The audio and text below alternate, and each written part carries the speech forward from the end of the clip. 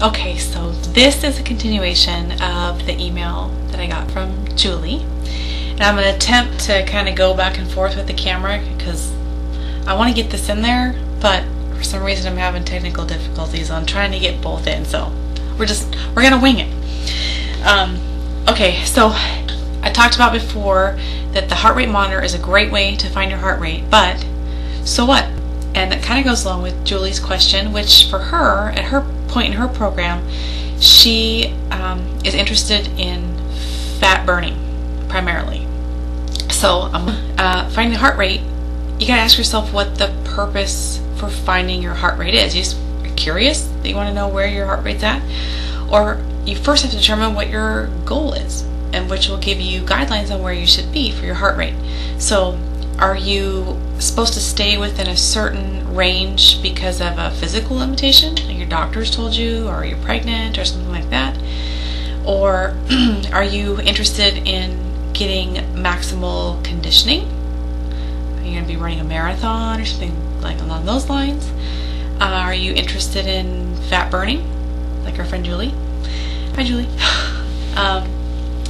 Or are you interested in hitting a specific intensity level, which kind of is an offshoot of fat burning, but are you interested in 60 to 65%, which is the lower end intensity, which is typically labeled a fat burning zone, or you want to increase it to 80-85% of your maximal heart rate so that you're in a different zone for a different purpose?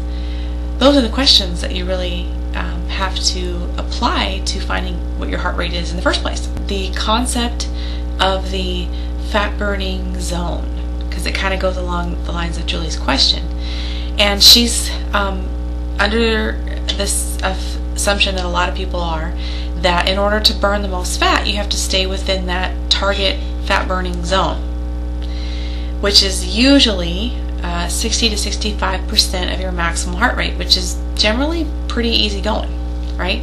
It's what I consider a low intensity to the low end of medium, depending upon your fitness level.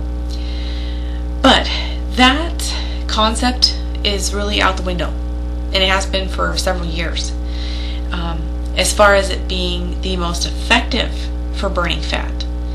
Now, the concept came about because actually when you're doing the low end cardio in your fat burning zone, you do burn the highest percentage of fat calories, but not the most number of fat calories.